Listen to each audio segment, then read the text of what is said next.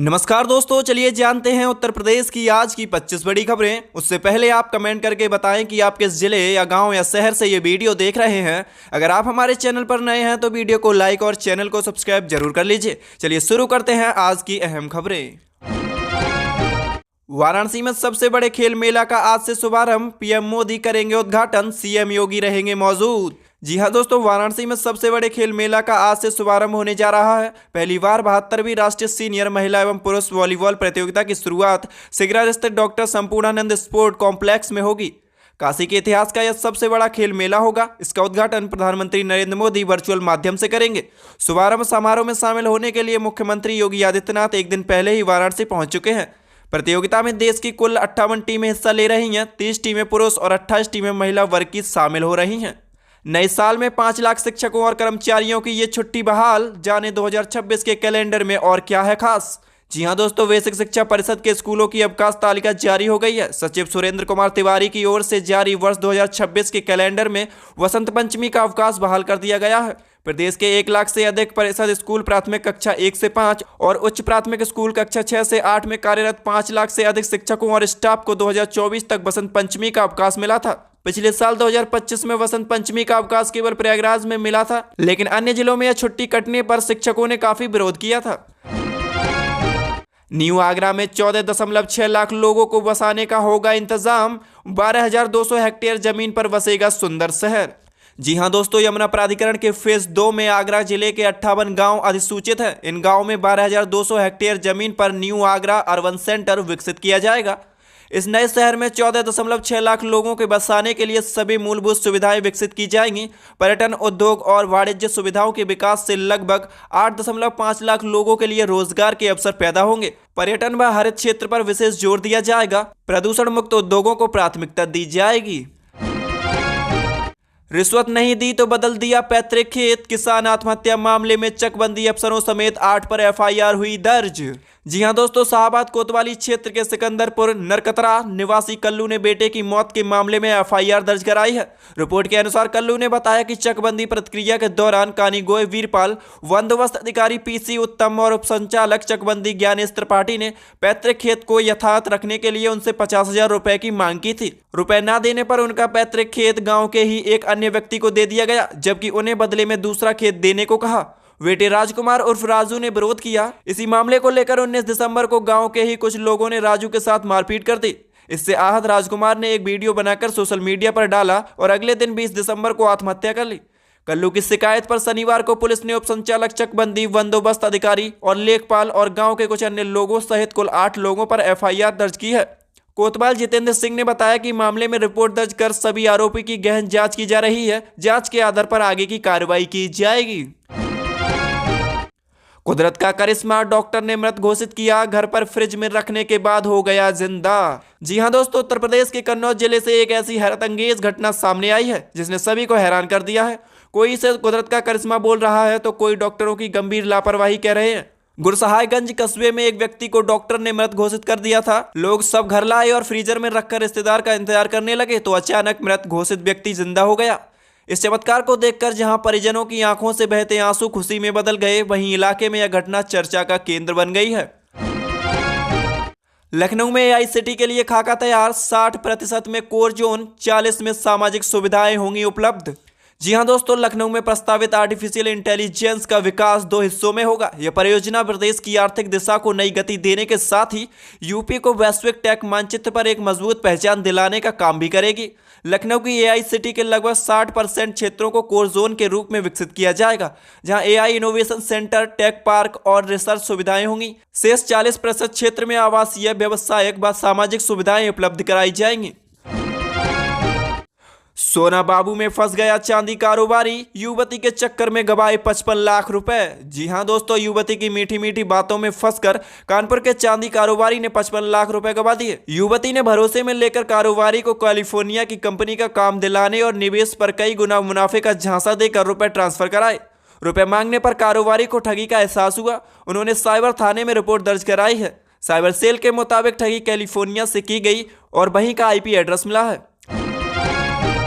वाराणसी में एनकाउंटर, 1 लाख के इनामी को गोली मारकर दबोचा, कॉलोनाइजर की हत्या कर फरार था आरोपी।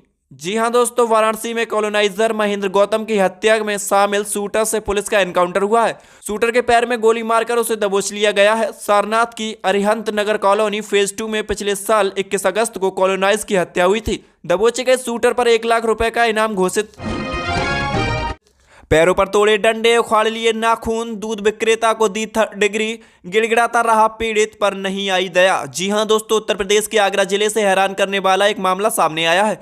किरावली में पूछताछ के दौरान पीट पीट कर किसान के पैर तोड़ने का मामला अभी ठंडा नहीं हुआ था। अब छत्ता थाने की जीवनी मंडली पुलिस चौकी में चौकी प्रभारी पर दूध विक्रेता को बेरहमी से पीटने के आरोप लगे हैं। आरोप है कि दूध विक्रेता के पैरों पर डंडे तोड़े और नाखून तक उखाड़ लिए गए। रुपए और मोबाइल छीनकर उस पर शांति भंग की धाराओं में कार्रवाई की। उसका दोष सिर्फ इतना था कि वह भाई के टेम्पो पर बैठा था और उसे टेम्पो चलाना नहीं आता था, जबकि उससे टेम्पो थाने लेकर चलने को कहा जा रहा था। न्यायालय से शुक्रवार को जमानत के बाद पीड़ित ने अपने रिश्तेदार भाजपा नेता के साथ डीसीपी सिटी सैयद अली अब्बास से शिकायत की। इसके बाद मामले को गंभीरता से लेते हुए चौकी प्रभारी को निलंबित कर दिया गया है। शामिल अन्य पुलिसकर्मियों की भी भूमिका की जांच की जा रही है।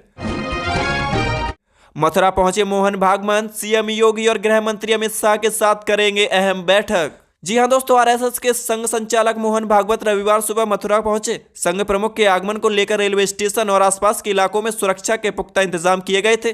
केंद्रीय सुरक्षा एजेंसियों के साथ साथ जिला प्रशासन और पुलिस के आला अधिकारी मौके पर मुस्तैद रहे। ट्रेन से उतरने के बाद मोहन भागवत कड़ी सुरक्षा के बीच सड़क मार्ग से सीधे वृंदावन के लिए रवाना हो गए। वृंदावन में संघ की महत्वपूर्ण कार्यकारिणी की बैठक 5 जनवरी से शुरू होकर 11 जनवरी तक चलेगी। संघ प्रमुख इस दौरान 10 जनवरी तक वृंदावन में ही प्रवास करेंगे। सूत्रों के अनुसार इस महत्वपूर्ण बैठक में शामिल होने के लिए केंद्रीय गृह मंत्री अमित शाह और उत्तर प्रदेश के मुख्यमंत्री योगी आदित्यनाथ के भी आने की संभावना है। यूपी के हर व्यक्ति को मिलेगा सरकारी योजना का लाभ, योगी सरकार देने जा रही बड़ी सुविधा। जी हां दोस्तों, यूपी में अब कोई भी व्यक्ति सरकारी योजना से वंचित नहीं रहेगा, ना ही उसे किसी काम के लिए दौड़ लगानी होगी। राशन कार्ड से लेकर जाति और आय प्रमाण पत्र बनवाना भी आसान हो जाएगा। हर लाभार्थी को सरकार की योजना का लाभ मिले, इसके लिए यूपी सरकार द्वारा लोगों को फैमिली ID कार्ड जारी किया जा रहा है। इस फैमिली कार्ड के जरिए अंतिम पायदान पर खड़े व्यक्ति को भी सरकार की योजना का लाभ दिया जा सकेगा। इसमें कई योजनाएं शामिल हैं जिसका सीधा लाभ लाभार्थी को मिलेगा। फैमिली ID कार्ड के माध्यम से डायरेक्ट बेनिफिट ट्रांसफर योजना के तहत 100% लाभार्थियों को जोड़ने का कार्य तेजी से किया जा रहा है। इससे व्यवस्था न सिर्फ और पारदर्शी हुई है, बल्कि फर्जी लाभार्थियों पर भी रोक लगाई जा सकेगी। योगी सरकार का बड़ा तोहफा, चिकित्सा शिक्षा में 1200 से ज्यादा नौकरियां, मेडिकल कॉलेज में होंगी बम्पर भर्ती। जी हां दोस्तों, योगी सरकार स्वास्थ्य सेवाओं और चिकित्सा शिक्षा को सशक्त बनाने की दिशा में लगातार ठोस और दूरदर्शी कदम उठा रही है। इसी कड़ी में वर्ष 2026 में राजकीय मेडिकल कॉलेज में शिक्षण और तकनीकी पदों पर बड़े पैमाने पर भर्ती की जाएगी। मुख्यमंत्री योगी आदित्यनाथ के निर्देश पर राजकीय मेडिकल कॉलेज में सहायक आचार्य एवं प्रवक्ता के पदों पर भर्ती की जाएगी। इन पदों पर करीब 1200 से अभ्यर्थियों को सरकारी नौकरी की सौगात मिलेगी। योगी सरकार के इस कदम से न केवल युवाओं को रोजगार मिलेगा, बल्कि प्रदेश की स्वास्थ्य शिक्षा व्यवस्था भी और मजबूत होगी। वहीं योगी सरकार जल्द ही लोक सेवा आयोग प्रयागराज से चयनित 1230 नर्सिंग अधिकारियों के नियुक्ति पत्रों का वितरण करेगी। पड़ोसन ने नाबालिग लड़की का आपत्तिजनक वीडियो बनाकर किया पोस्ट, पिता और पुत्री पर दर्ज हुआ केस। जी हां दोस्तों, उत्तर प्रदेश के बहराइच में एक महिला ने पड़ोस में रहने वाली नाबालिग लड़की का आपत्तिजनक वीडियो बनाकर सोशल मीडिया पर पोस्ट कर दिया। यह वीडियो वायरल होने लगा तो इसकी जानकारी किशोरी और उसके पिता को भी मिली। पड़ोसन की इस करतूत से दोनों हैरान रह गए। जिस सोशल मीडिया अकाउंट से वीडियो वायरल किया गया है, आरोप है कि उसे आरोपी व्यक्ति के पिता ने फर्जी नाम से बनाया है। किशोरी के पिता ने पुलिस को तहरीर देकर पिता पुत्री के खिलाफ केस दर्ज कराया है। पुलिस मामले की जांच कर रही है। यूपी के शहरों के बाहर होगा ये बड़ा काम, बढ़ती आबादी, जाम को लेकर योगी सरकार का बड़ा प्लान। जी हां दोस्तों, योगी आदित्यनाथ सरकार शहरों में बढ़ती आबादी और जाम की समस्या को देखते हुए जरूरत के आधार पर शहरों में आउटर रिंग रोड का निर्माण कराएगी। आउटर रिंग रोड शहर के बाहर से निकल जाएगा, जिससे लोग इससे अपने जगह पर पहुंच सकेंगे। आवास विभाग द्वारा तैयार किए गए विजन डॉक्यूमेंट 2047 के मुताबिक शहरों में बढ़ती आबादी के हिसाब से हर साल 1700 लाख वर्ग मीटर क्षेत्रफल में आवासीय योजनाएं लाई जाएंगी। इसी तरह लगभग 10,000 किलोमीटर क्षेत्र में सड़क और आउटर रिंग रोड की जरूरत होगी। आवास विभाग द्वारा तैयार किए गए रोड मैप के मुताबिक शहरी जनसंख्या तेजी से बढ़ रही है। मौजूदा समय में शहरों में करीब 22% आबादी निवास करती है। एक अनुमान के मुताबिक शहरी आबादी धीरे धीरे 40 से 50% हो जाएगी। इसलिए शहरों में आवासीय और व्यावसायिक जरूरतों के लिए भूमि बैंक बनाने की जरूरत पड़ेगी। इंदौर के बाद मुरादाबाद में गंदे पानी की सप्लाई, कई लोगों की बिगड़ी तबीयत। जी हां दोस्तों, इंदौर में जहरीला पानी पीने से कई लोगों की मौत के बाद प्रदेश में अलर्ट जारी है। इसी बीच उत्तर प्रदेश के मुरादाबाद शहर के लाल मस्जिद इलाके से गंदे पानी सप्लाई का मामला सामने आया है। इस इलाके में बीते 2 दिनों से गंदा पानी सप्लाई हो रहा है। स्थानीय निवासियों ने बताया कि टंकियों में गंदा और बदबूदार पानी आ रहा है। पानी इतना गंदा आ रहा है कि बाल्टियां तक काली पड़ गई हैं। यह हाल किसी एक इलाके का नहीं है, बल्कि लाल मस्जिद, कसाई खाना और गुलजारी महल मोहल्ले में भी है। यहाँ करीब 1500 लोग रहते हैं। स्थानीय लोगों का कहना है कि पहले काला पानी आया, फिर पानी के साथ रेत भी आने लगी। इससे मोटरें जाम हो गई हैं। लोगों ने नगर निगम को शिकायत की। निगम अधिकारियों ने तत्काल संज्ञान लेते हुए टीम भेजी। जांच में ट्यूबवेल से समस्या पाई गई। निगम टीम ने व्यवस्था सुधारने का काम शुरू कर दिया है।